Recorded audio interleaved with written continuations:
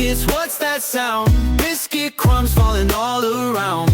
Every episode we breaking it down. Join the fun, we the best in town.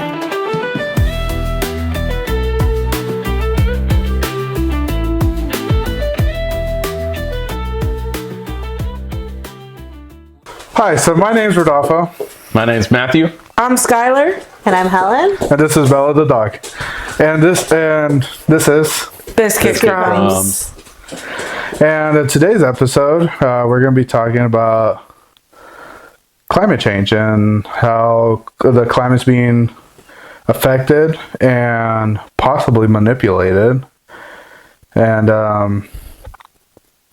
currently, it's sad to say, but California under fire, and all the homes and people being affected by the fires out there in California. And it's just it's sad. It's sad to see. Yeah, and I mean, looking at that, it's crazy to see. I mean, it's interesting too, because I mean, you would look at the meteorologists like way back when you see other fires that weren't so big as this wildfire, and they'd say, the perfect winds, the perfect temperature can cause an amount of fire like of this magnitude, and it happened. It's catastrophic to see, with all those houses being burned down, families being displaced. Well, and it's almost perfect timing in an aspect because of the fact that, right now, the government of California, they literally just signed away like bills to deplete their water. So when firefighters were going to these hydrants in these areas to grab water for their hoses or, to help try to combat this fire, there was no water to be found. Even the ponds, the dams, they were, letting some of that water, deplete, and they weren't really refilling them. So things like this happen, and it has gotten so out of hand, I think possibly because of that. So it's really, sad to see that. Yeah, interesting point on that is actually they even took down some of the funding of the fire department in that. And like you'll see on the news, like the people that homes has been affected is like, why did you cut cost on this before that same amount of time when they started, not putting waters in the wells, and they had nothing to say. Yep. Yeah, and it's crazy to see too that the weather. It seems that lately, like, it just seems like the government is messing with the weather. I mean, it's crazy to think about it too, but back in the 90s, it was actually a thing where the government did manipulate the weather. And even then, it was being used also in war to affect the weather as well, but also to possibly affect our crops and stuff like that. And, because there's cloud seeding, where they throw chemicals in the air and to affect clouds and stuff like that. And, a notorious country that is currently using that is China. And China actually, they're using it for their benefits, of course. So, like, for example, like back when they had the Olympics in China, they were doing that to prevent any weather change to affect the Olympics. So, it could be a good thing, but it could also be a bad thing, because who's to say, that they actually use that to affect someone, or use it as a bioweapon to attack someone else, or even our own government do that to us. Interesting. Yeah. Like to what you were saying about bioweapons, this last year we had almost two major hurricanes. One was more powerful than the other one, but we had Hurricane Helene and Hurricane Milton. And it's just crazy to think that at what moment were they coming through? They were coming through in a time where we were getting ready to vote. And the states that were affected were like Republican states, you know? And I just think it's, you know, crazy how if they were, like, you know, just thinking about if they can actually manipulate this hurricane to go to a certain path, and they know, like, you know, they know that these upper states are not, they don't have the infrastructure, you know, to be able to handle this type of category hurricane. What great way to like displace these families so they can not have the chance to vote for who they like. Yeah, I mean, you know, adding on with that, obviously, you know, the hurricane, there were so many, you know, things going on during that time, like you said, but also, if you look, during those hurricanes, there were planes, or a plane, I guess I should say, because I only saw one flight pattern, but a plane would leave from somewhere in the panhandle. It would fly into the storm, through the storm, like around the storm a couple of times, and fly exactly back to that destination where they took off at. Who's to say that that's not them trying to manipulate that hurricane of where it's going? Who, you know, this was a time when flights were getting canceled, not, oh, hey, I'm going to approve this flight for you to go right into the storm. Is that the one to collect data? Yeah, right? That's what they were saying. But a lot of it, you know, that, you know, they're talking about now is that it wasn't just to collect data. It was for them to manipulate the hurricane to collect the data if they really could move it. So, you know, it's one of those things where you just look at it and you're like, it happened during Milton. It happened during Helene. You're going right around in the, you know, I think they went around it like 2 or 3 or maybe even 4 times in a circle. You're doing something else in there. You're not just collecting data. Risking lives, basically, in there. Yep. For what? Exactly. It doesn't, you know, necessarily add up, per se. That's true. No, I agree. When I mean, even with like the climate changes, or like everything going on with the cloud seeding as well, that's even affecting like the waters, and we can see it. Like when I was actually in Dubai, I can see the cloud seedings when they were using it, because they don't get that much rain. So they would have the planes, and you'll see the trail that they leave behind because they're growing crops over there. And I mean, what else is in that chemical in there? So to add a little bit of like, you know, crops, and you know, there's 2 people that come into my mind that have been investing into a company due to like not having enough rain, and obviously if there's not enough rain, we can't grow these crops, and we don't have enough land. So these 2 people is Bill Gates and Jeff Bezos have been investing in this company named Nature Find, and it's a Chicago-based company that grows protein from microbes found in Yellowstone National Park. And basically, this microbe, it's a fungi. That fungi, I wanted to look a little bit more into it. Basically, with this fungi, they're making these artificial meats, so they can basically, like if it comes to a time where we're not able to grow crops due to soil and we don't have enough, you know, weather conditions to be able to sustain these crops, this is a way for them to feed, mass produce too, a population, right? So I looked it up because this fungi is called Fusarium, and basically what I found from the National Library of Medicine, it was published in 2014. Basically, this fungi, what it can do is it can compromise our immune system. And if it does that, we are more susceptible to diseases. So, I mean, I think it's just kind of crazy, you know, how, yeah, they're they're trying to find solutions to combat climate change, you know, but at the same time, are the solutions currently, are they beneficial for us? Yeah, like those fungi are not that great, but you got 2 great fungi right there. yeah. You know? I mean, with that, I mean, you have to think about all the people who are already having, issues with their immune system. Yeah. I mean, there are plenty of people in, the U.S. right now that have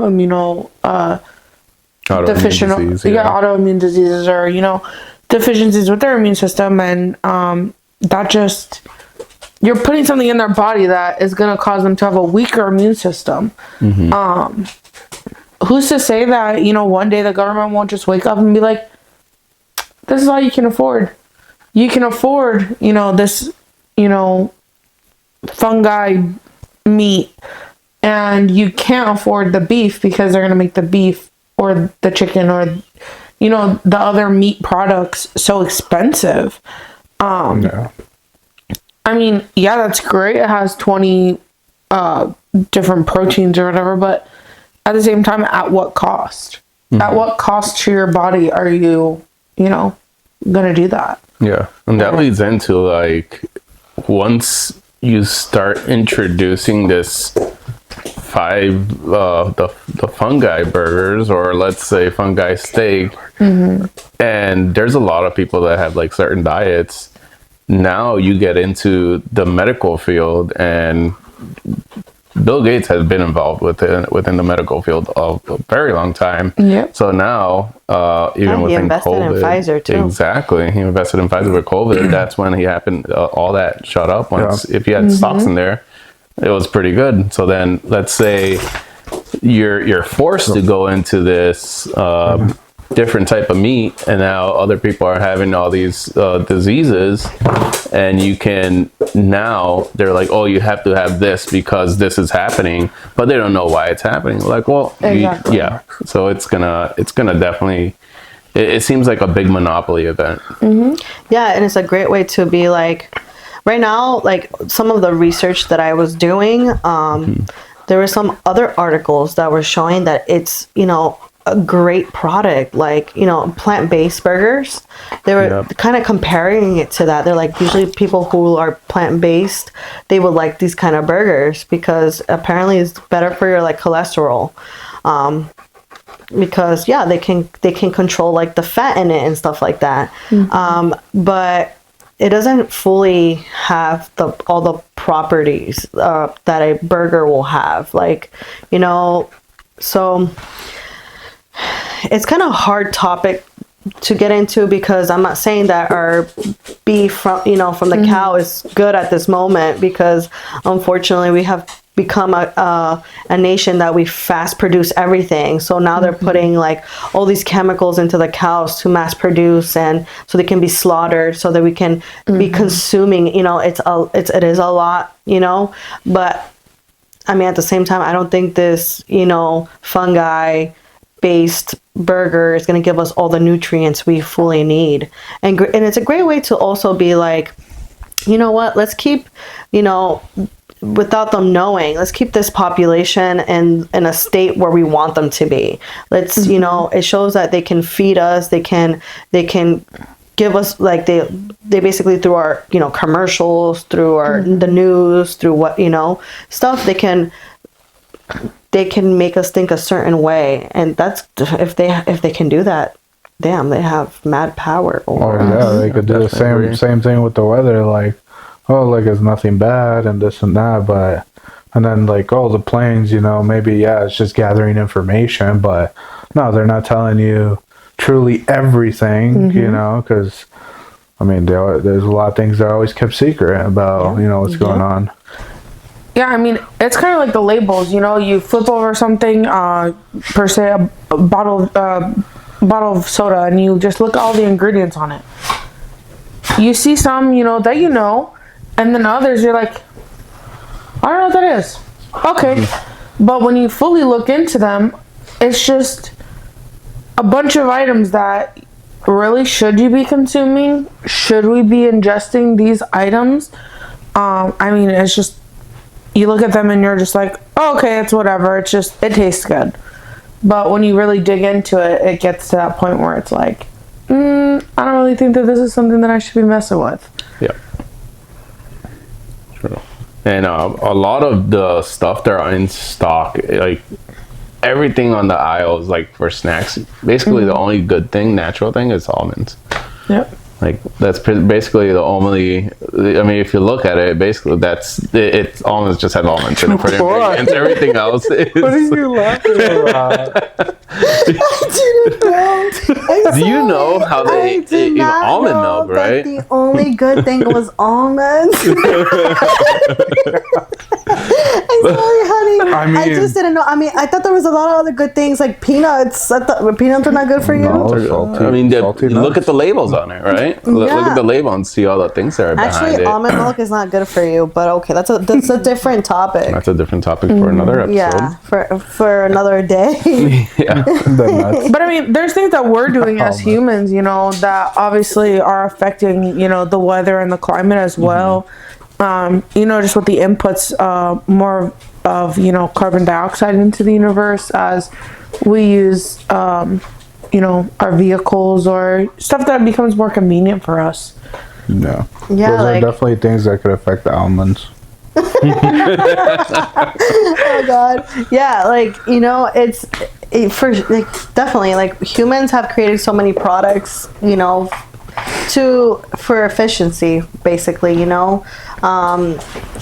Cars is I think it's like a very good example because right, like to get to a place, like when I go to work, it's an hour long and I get there in an hour with my car, but if I were to go walking, it's probably like more than like around 3 to 4 hours or more, who knows, you know. And so we created this vehicle to make it easier for us to travel, but at what cost? Exactly. You know? Like unfortunately, not just the government is playing a part in hurting the environment they're with their solutions, right? Because it's their solutions to combat climate change. But I mean, in a different way, they're also hurting the environment through, you know, in different ways. Yeah, I mean, especially because we're using a lot of, you know, like non-renewable resources, and that's kind of what's hurting us in the long run. Is why are we not, you know, more worried about finding things that are renewable resources that we can use in the long run, you know, to assist with, obviously the climate change and the pollution and stuff like that.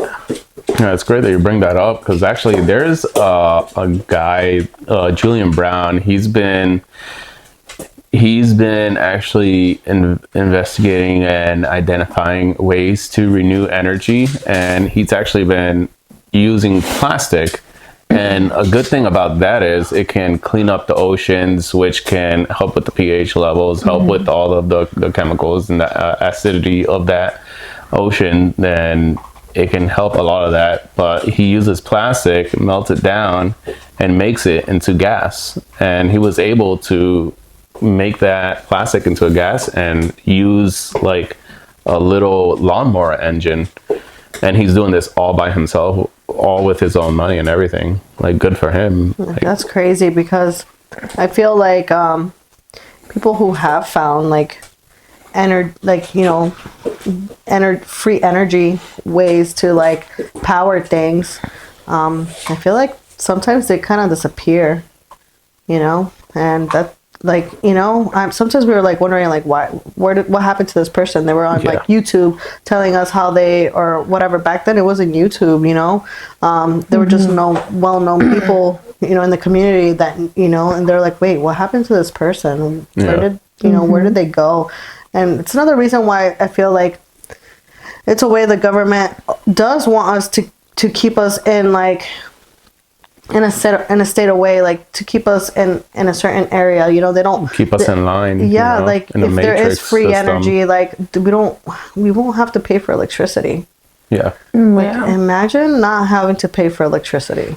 Yeah, and stay tuned for a following episode that will definitely be talking about people that have gone missing, that things that they were creating would have changed the world and today's world and where we're at. Oh yeah. So, but like what you're saying about that, yeah, I mean, there's it's crazy to see like even the amount of resources that we're wasting.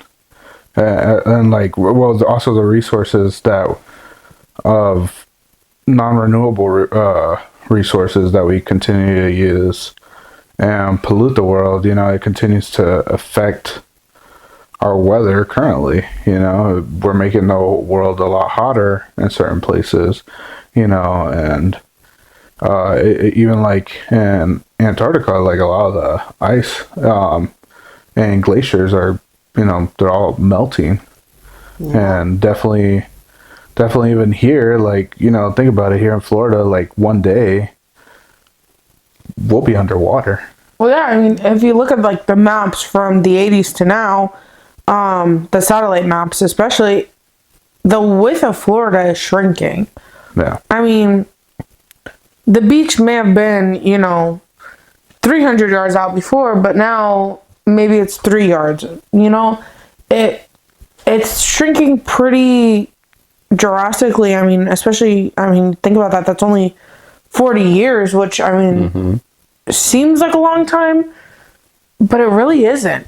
It goes by so quick. And, you know, you just think about it and it's like, you know, who's to say in another 40 years Florida won't be underwater? Or where we are now, so close to the coast, won't be, you know, maybe in another 30 or 40 years, I mean, the beach could be right at my backyard. I mean, it'll have my property value, but, I mean, it's not really, you know, what price are we willing to pay? I mean, and that's all, you know, due to the climate changing and becoming obviously hotter. Yeah. No, yeah, we were true. just, Matthew and I were looking at recently about some properties around Miami that are very close to the coastline, and they're just not, like, you know, any regular buildings. Their buildings, they're like not like 6 stories. They're like about 18 stories high, and they're like right on the coast. They're amazing, like for people to go, especially for vacationers, and that definitely brings us a lot of income. But I mean, you're on a vacation, sitting on the beach with a Mai Tai or anything, and you're seeing a freaking building collapse on top of you. Like, that's gonna be a bad day. Yeah. Exactly. I mean, it's not something that, you know, we obviously look forward to, but I mean, it's one of those things where you look at it and you're like, dang, what's going to happen? And, you know, when that does happen, is Florida going to change, or are they going to just keep it the way that it is? Because at the end of the day, I mean, Florida may very well just keep it where it is. I mean, how much are people willing to rebuild? I mean, that's really the question. Is how much money do they have to rebuild? I mean, the wealthy will stay wealthy by probably rebuilding and renting them out again until they collapse again. Whereas the people around it, you know, the locals who are affected by it, they may just decide to leave. Yeah. So, you know, adding to what you're saying about, you know, the locals, yeah, it is. It's hard when you're, you know, I feel for them. Every year they have to somehow, you know, figure out funding to either repair something, and it could be quite pricey to. It adds up every year, and it's unfortunate though, because this past year, you know, FEMA didn't have funds, you know, to help these families out. So, you know, it is tough. Yep. You know, like we don't see help from the government. You know, we need to start figuring out ways that we can help our ecosystem kind of heal, I would say, because yeah, I understand these products that we're using are beneficial to us, but we need to start looking into ways and inventing things that we can, you know, it could be eco-friendly. For sure. Yeah, we need to take care of our almonds. Yeah. Our almond milking farms. Yeah, we do. Yeah. You know, if not sooner or later, we're going to find ourselves in a sunken Florida. They say California is not going to exist. They're You gonna know? burn. Or break in half. You know, Oh, yeah. Listen, it needs to last until September. I'm going. Okay. You know, there's other states that are, you know, that are being affected horribly. If we start getting these floodings, I don't think these upper states can handle floodings.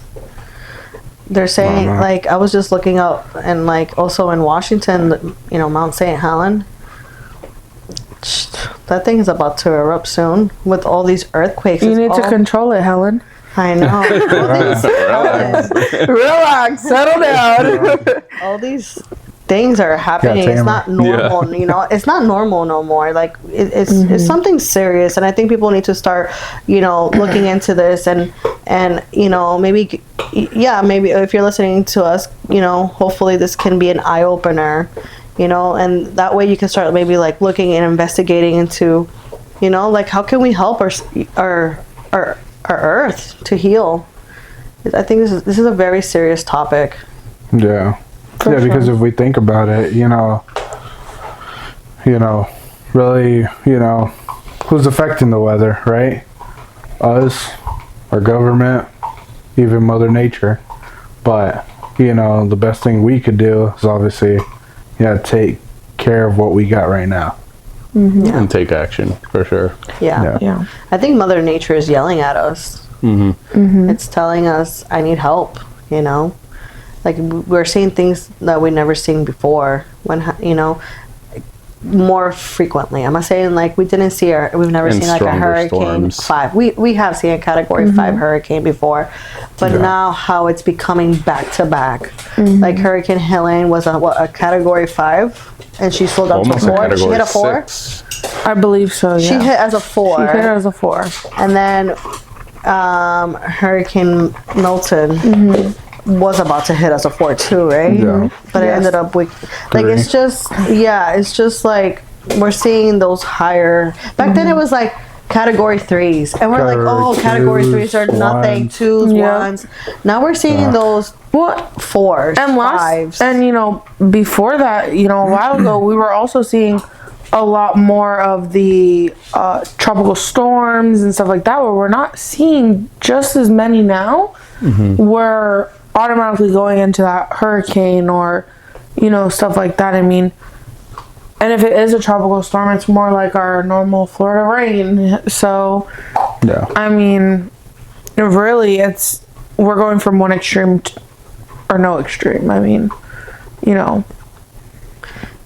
So I just really hope, like, those that are in power, you know, or that have the wealth, you know, I hope there is somebody out there that if do invest in this stuff, I hope like they really genuinely care, you know. It's not just to find ways to depopulate the earth. They're like, you know what, it's a way, you know, it's kind of like the survival of the fittest for them, you know. They're like, you know, we have wealth, we want power, and we're gonna find ways for us to survive, and they, you know, they can't because they don't have. Monopolize it. you Yeah, know, I really hope there's someone out there control. that eventually, you know, that does invest in something that would help the whole humanity. I mean, I know that's hard. It's a hard, like, reach or whatever. Maybe not something easy to get to, but When it kind of goes back to what we talked about, you know, last week, as you know, the whole thing about if they give us, you get this amount of money, you get this amount of money, you get that amount of money. Who's to say that that'll be a livable income?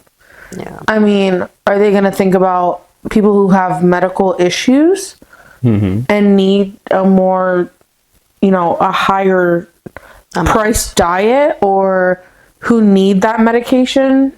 yeah, You know, things like diabetes, insulin is expensive. So, you know, if they say, oh, you get 40, you get 50, you get 60 because you have a child, you know, who's to say that that's going to be okay? Yeah. I mean, it really does, you know, make you think. yeah. Especially with the way that the climate's going, you know, what if Florida does sink because of the climate change, and then we're forced to find a new house? You know, with a standardized income, who's to say that there'll be a house that you can fit in? Yeah. You know, who's to say that there'll be a livable, spot? So, I don't know, those are obviously things to think about. Yeah, that's true. And, yeah, definitely in conclusion, we definitely should take more actions, especially instead of, investing in things. People can come together. And shout out to the community in, California and Florida. Like, all these communities come first before FEMA comes, before the government comes in to help. And that's when you really see humanity connect. Exactly. And that's a wrap for today's episode on climate change. And stay tuned for episode 3, where we talk about time travel and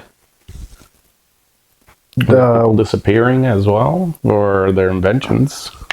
well, yeah, mainly time travel and Future predictions. future predictions on what predictions have happened and that have come true. Yeah. And if you like what you heard on this video, please like, comment, share, and subscribe. And if you have anything you want us to talk about, please drop the crumbs down in the comment section below. Thank you for listening. And watching.